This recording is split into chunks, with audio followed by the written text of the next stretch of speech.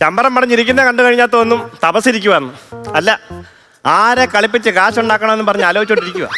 ഞാൻ വിചാരിച്ചു ലോകത്ത് എന്നെ ആരും കളിപ്പിക്കത്തില്ല കേട്ടോ. എന്നെ ആദ്യമായിട്ട് കളിപ്പിച്ച മനുഷ്യനാണ് താണ്ടിയിരിക്കുന്നത്. ഇവൻ പറഞ്ഞ കയ്യിലുള്ള കാശിക്ക് നമുക്ക് ബിസിനസ് ചെയ്യാമെന്ന് പറഞ്ഞ് എൻ്റെ ബിസിനസ് ചെയ്ത് നശിച്ച് നാറാണക്കൊല്ല് വെച്ചിരിക്കുന്ന ഇരിപ്പായത്. ഇതെല്ലാം കണ്ടോ? ഇതെല്ലാം എൻ്റെ കാശ് കൊണ്ട് മനുഷ്യനെ കളിപ്പിക്കാൻ വേണ്ടി ഉണ്ടാക്കി വെച്ചിരിക്കുന്നതാ. ഇപ്പൊ ശരിക്കും പറഞ്ഞ എനിക്കിവിടെ ആടുജീവിതം. അശോക, ഒരു കാര്യം ഞാൻ പറയാം. നീ ഒരു കാര്യം മനസ്സിലാക്കണം. കണ്ണടച്ചിരിക്കുവാണെങ്കിലും നീ പറയുന്നതൊക്കെ എനിക്ക് കേൾക്കാം. കണ്ണടച്ചിരുന്നിട്ട് നീ എങ്ങനെ കേട്ടെ? കണ്ണല്ലേ അടച്ചിരിക്കുന്നത്, ചെവി അടച്ചൊന്നും വെച്ചിട്ടില്ലല്ലോ ഞാൻ. എടാ, നീ എന്തോ വിചാരിച്ച് ഇത്രയൊക്കെ പറയാനായിട്ട് ഞാൻ നിന്നെ എന്ത് ദ്രോഹിച്ചടാ അശോക? എടാ, നീ ഒന്ന് ആലോചിച്ച് നോക്കിയേ. ഞാനിപ്പോ അറബിയുടെ അണ്ടറിൽ അടിപൊളിയായിട്ട് ജോലി ചെയ്ത് ജീവിക്കേണ്ട ഒരാളല്ലോടാ. എടാ, നീ ഇപ്പൊ അവിടെ പോകാത്തോണ്ട് രക്ഷപ്പെട്ടില്ലടാ. എടാ, ഇനി നമുക്ക് വെച്ചടി കയറ്റമായിരിക്കൂടാ. എടാ, ഞാൻ നിനക്കിട്ട് എന്ത് ചെയ്ത്? തമിഴ്നാട്ടിൽ ഞാനൊരു കിണ്ണം ബിസിനസ് ചെയ്ത് നീ ഒരുത്തൻ കാരണം ആ ബിസിനസ് പൊളിഞ്ഞ് കൊട്ടേക്കേറിയത്. ഞാനാണോ പൊളിച്ചത്? പിന്നല്ലാതെ ഞാനാണോ പൊളിച്ചത്? തമിഴ്നാട്ടിൽ ഒരു 3.5 ഏക്കർ ഞാൻ പാട്ടത്തിനെടുത്തായിരുന്നു. റംബുത്താൻ ബിസിനസ് ആയിരുന്നു എന്റെ ലക്ഷ്യം. ഇവൻ കൊണ്ട് തന്നത് മൊട്ടപ്പഴത്തിന്റെ കുരു.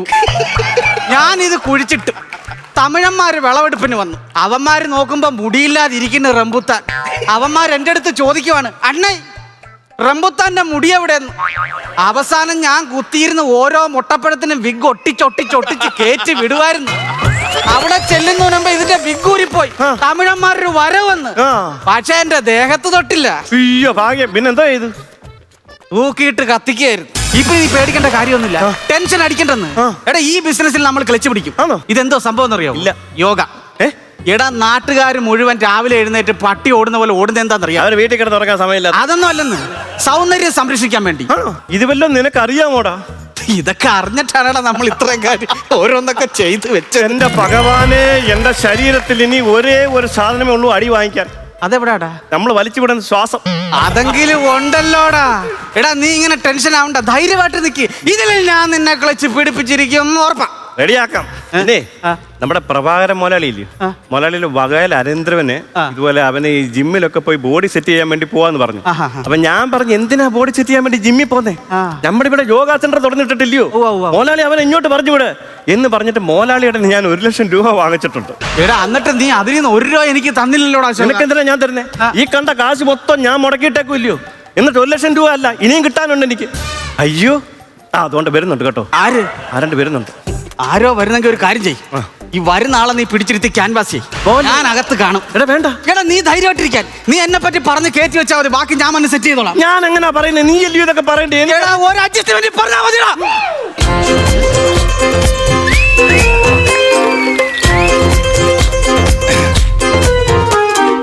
അമ്മാവൻ പറഞ്ഞ അതേ സ്ഥലത്ത് തന്നെ ഞാൻ വന്നിരിക്കുന്നത്.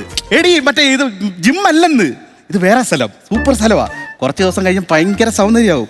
നീ നോക്കിയോ, ഒരു 10 ദിവസം കഴിയുമ്പോൾ ഞാനുണ്ടല്ലോ ഇതുപോലെ ഇരിക്കും. ഇത് കൊള്ളത്തില്ല, വേണ്ട വേണ്ട, ഇത് കൊള്ളത്തില്ല, മറിയിക്ക്. കൊള്ളത്തില്ല. ഞാൻ ഇതിനേക്കാൾ സൂപ്പറായിട്ട് നല്ല അടിപൊളി ചെറുക്കനായിട്ട് വരും കേട്ടോ. അപ്പൊ ഞാൻ പിന്നെ വിളിക്കാം. അതെ, എന്തുവാ പ്രശ്നം? അടുത്ത മാസം എന്റെ കല്യാണമാണ്. ഞാൻ എന്റെ അമ്മാവന്റെ മോളെയാണ് കല്യാണം കഴിക്കുന്നത്. ഞങ്ങളുടെ കല്യാണം കഴിയുന്നതിന് മുമ്പായിട്ട് അവൾക്ക് എന്റെ വണ്ണമൊക്കെ ഒന്ന് കുറയ്ക്കണം. സംഭവം മനസ്സിലായി. ഓക്കെ, അതിനുവേണ്ടി ഞാൻ ഇങ്ങോട്ട് വന്നത്. മോടിയെല്ലാം റെഡിയാക്കി എടുക്കണം. അത് റെഡിയാക്കി എടുക്കണം. ഒരാളെ എന്നോട് വിളിച്ച് കാര്യങ്ങളൊക്കെ പറഞ്ഞിട്ടുണ്ടായിരുന്നു. പിന്നെ എല്ലാം നമ്മൾ റെഡിയാക്കാം. ഇവിടെ ആകുമ്പോൾ നമുക്ക് ശ്വാസം എടുക്കുകയും വിടുകയും ചെയ്താൽ മതിയല്ലോ. ഇവിടെ മാത്രമല്ല, എവിടെ പോയാലും ശ്വാസം എടുക്കുകയും വിടുകയും ചെയ്യണം. ഇവിടെ യോഗ. അതിനാ വന്നത് ഞാൻ. എന്നാ അത് ചെയ്യിക്കും എന്നെ കൊണ്ട്. അയ്യോ, അത് ഞാനല്ല ചെയ്യിക്കുന്നത്. പിന്നെ ആരാ? വേറൊരാളുണ്ട് ഇവിടെ. എന്താ ഇത്രയും പറഞ്ഞൊക്കെ വേസ്റ്റ് ആയി പോയല്ലോ. അയ്യോ, ഞാൻ കൊണ്ടുവരാം, ആളിനെ കൊണ്ടുവരാം. വിളിച്ചോണ്ട് വരുമോ? മന്മതോ, മന്മതാ, എടാ ആള് വന്നിരിക്കുന്നു, ബാ ഇങ്ങോട്ട്. ഇങ്ങോട്ട് വന്നേ. നിന്നോട് പല പ്രാവശ്യം ഞാൻ പറഞ്ഞിട്ടുണ്ട്, കസ്റ്റമറിന് മുമ്പ് വെച്ച് മന്മത മന്മത എന്ന് വിളിക്കരുത്. പിന്നെന്തോ വിളിക്കുന്നത്? എന്റെ പേരല്ലേ വിളിച്ചേ? മാനസേശ്വർ. അതപ്പോ ഇപ്പൊ മുതൽ എടാ അങ്ങനെ വേണമെന്ന് എന്നെ വിളിക്കാൻ. ഇനി അങ്ങനെ ആക്കിയോ? യോഗാചാര്യൻ മാനസേശ്വർ. ഇതൊക്കെ എനിക്ക് കിട്ടുമോ? ഇതൊക്കെ കിട്ടണം. നമസ്കാരം. നമസ്കാരം. നമസ്കാരം.